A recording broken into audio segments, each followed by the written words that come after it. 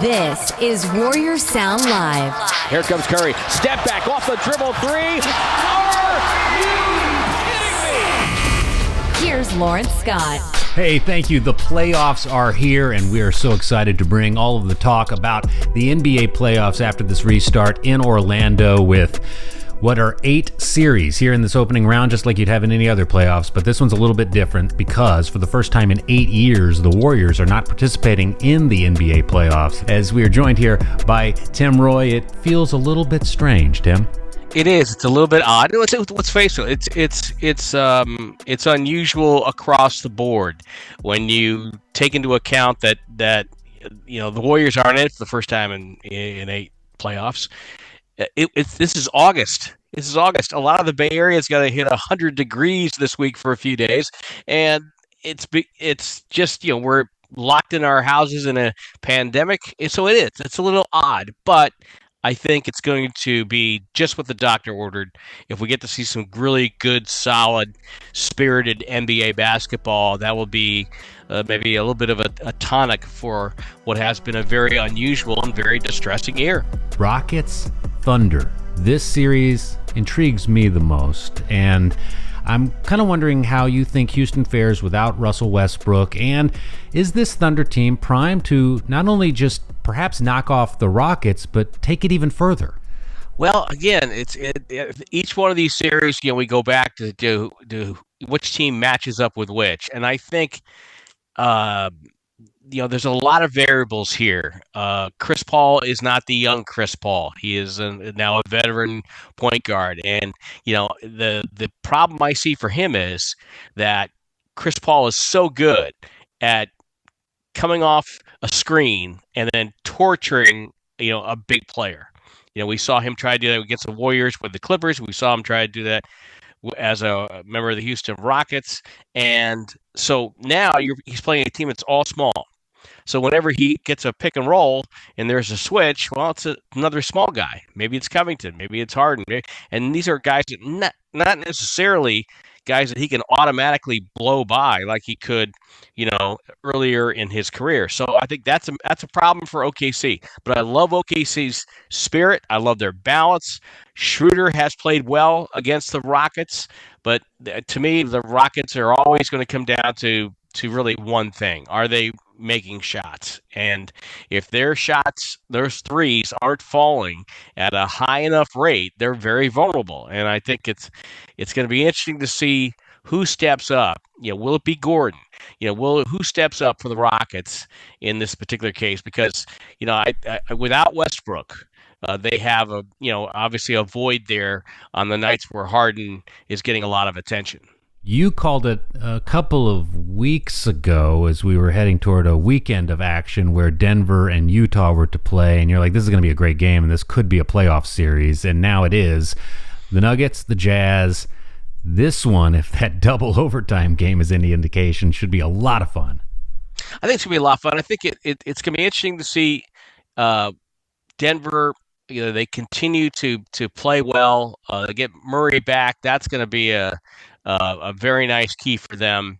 But again, Jokic is their real key. The offense goes through him.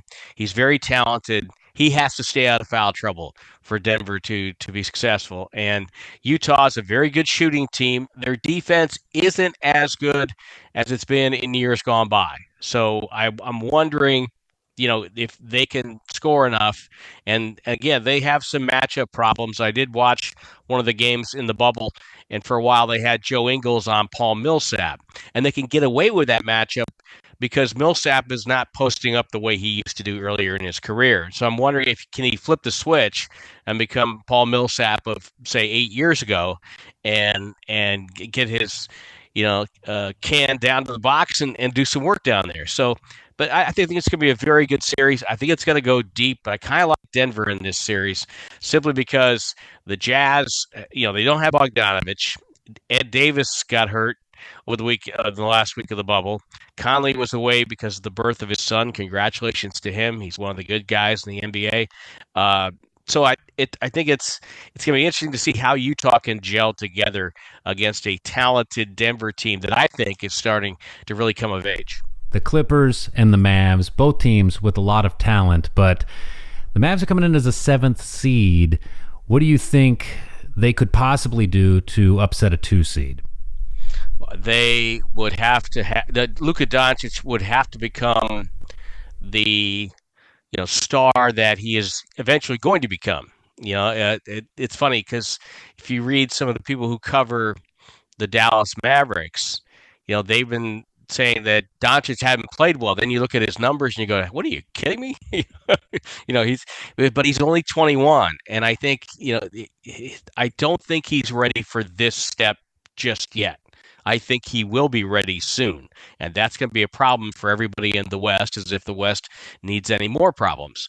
So I think the Clippers are just too deep and too good, too experienced for Dallas at this point. But Dallas, I think, can win a couple of games in the series simply because of Doncic.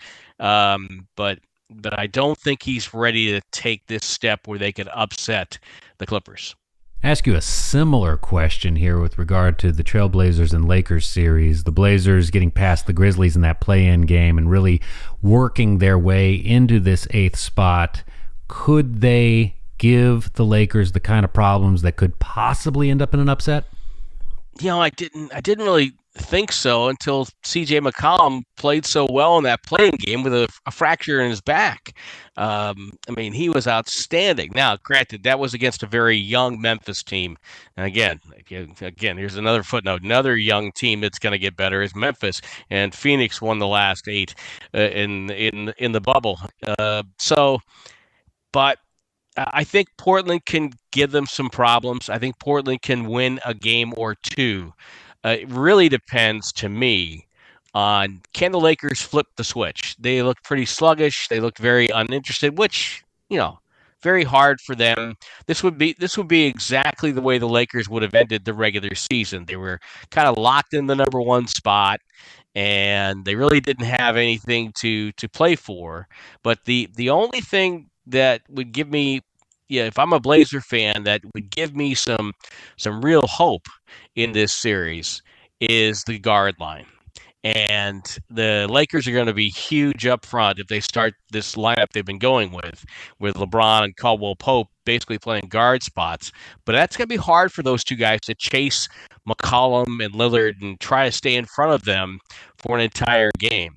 So I think that's a matchup. If Portland can spread the floor and get some good matchups off of switches, I think they can really have some fun in this series. And also Yusuf Nurkic, my goodness, just diving for loose balls. He looks like the player he was, when he first came to the league, and there's so much promise there. And it's good to see him back on the floor and healthy. And with him going on the floor and Whiteside, they can kind of go big with the Lakers too. So, but to me, the key matchup in this series is Anthony Davis. Yeah, I don't think Portland has a guy that can really hang with Davis, either with, if you put a Whiteside on, Davis too quick, too skilled, I think, for someone like him, or for Nurkic. Collins, I think Davis can overpower him a little bit. So I see the Lakers winning this series, but there's a chance Portland can have some fun. So that a complete look at the West. For a listen into what Tim thinks about the series going on in the East, do listen to our Warriors Sound podcast coverage. You can visit warriors.com/sound for the latest, streaming on Warriors Sound 24/7, plus a link to our official team podcast found anywhere you get podcasts by searching Golden State Warriors. With Tim Roye, I'm Laurence Scott. Thanks for listening to Warriors Sound.